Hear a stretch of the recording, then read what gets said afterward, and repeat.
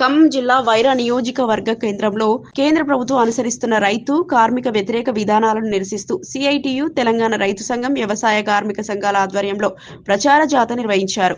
ఈ సందర్భంగా ఫిబ్రవరి 16న నిర్వహించనున్న కార్మిక కర్షక దేశవ్యాప్త సమ్మెను జయప్రదం చేయాలని తెలంగాణ రైతు సంఘం జిల్లా కార్యదర్శి బొంతు రాంబాబు, వ్యవసాయ కార్మిక సంఘం జిల్లా ఉపాధ్యక్షులు ఎర్ర శ్రీనివాసరావు పిలుపునిచ్చారు.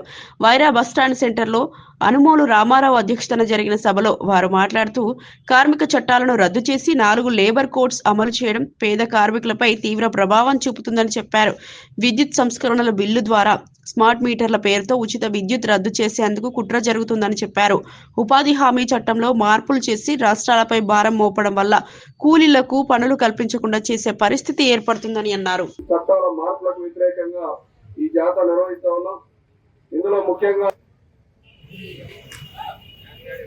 కార్మికులు పోరాడి సాధించుకున్నటువంటి 29 జాతీయ కార్మిక చట్టాలని నరేంద్ర మోడీ గారు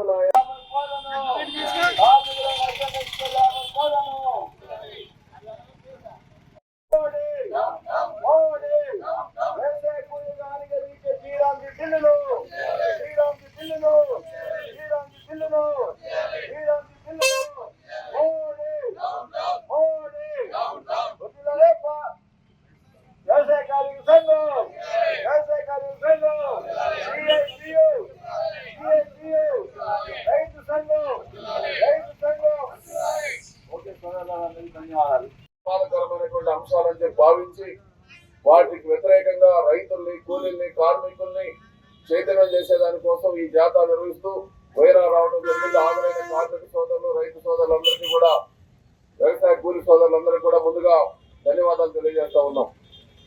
నరేంద్ర మోడీ గారు అంటుండు, రేవంత్ రెడ్డి గారి ప్రభుత్వానికి ఒక లేఖ రాసిండు. అక్టోబర్ 9 లేఖ పంపాడు.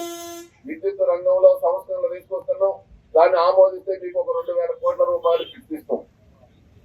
2,000 కోట్ల రూపాయలు తెచ్చుకుందామని చెప్పి రేవంత్ రెడ్డి గారు, మన బట్టి గారు ఆలోచన చేస్తున్నారు. మన కరెంటు మంత్రి బట్టి గారే ఏంటి ఆయన చెప్పిన 2 కోట్ల ఆపరేటర్లకి గిఫ్ట్ అంటే ఇంట్లోకి ఇట్లా రాష్ట్ర ప్రభుత్వానికి ఇస్తా ఉంటాడు. ఏమంటుండంటే కరెంటు మొత్తం సప్లైలో స్మార్ట్ మీటర్లు పెట్టాలా.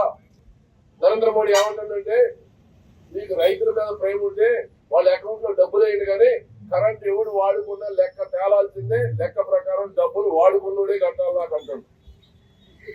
ఇప్పుడు రేవంత్ రెడ్డి గారు ప్రభుత్వానికి 2,000 కోట్లు ఆశపడి ఆ పని చేద్దాం, ఈ బ్రిడ్జి కడదాం, లక్ష్మీపురం కాడ ఒక బ్రిడ్జి చేస్తాను, లక్ష్మీపురం బోర్డర్కి ఒక రోడ్డు చేస్తాను, మదర బోర్డర్కి ఒక రోడ్డు వేస్తాను, లేదా వైరాలో ఒక రోడ్డు వేస్తాను, కూరగాయల పాత మార్కెట్ రోడ్డు వేద్దామని చెప్పి ఆ 2,000 కోట్లు తెచ్చుకొని సంతకం పెట్టి వస్తే 2 నెలలు ముందు డబ్బులు వేస్తారు. 2 నెలల తర్వాత మా కాడ డబ్బులు లేవు కాబట్టి ముందు మనమైతే కట్టే కరెంట్ తీసుకోవాలి కాబట్టి వాళ్ళు సంవత్సరం పాటు వేయకపోతే ఒక్కొక్క మడికి ఎకరానికి 3 నుంచి 4 వేల రూపాయల కరెంటు బిల్లు వస్తా ఉంటే వ్యవసాయం మనం చేయగలుగుతామా అని చెప్పి మనం ఆలోచించాలా.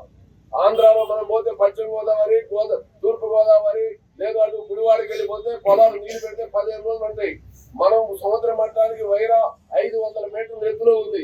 అంటే మన గండేలపాడులో, మన లక్ష్మీపురంలో, మన ముసలమడుగులో, మన సిరిపురంలో, మన తాటిపూడిలో రోజు మోటార్ వేస్తే పొలంలో నీళ్ళు ఉంటాయి. ఒక్కరోజు మోటార్ పని చేయకపోతే కాలం రాకపోతే నీళ్లు ఉండవు.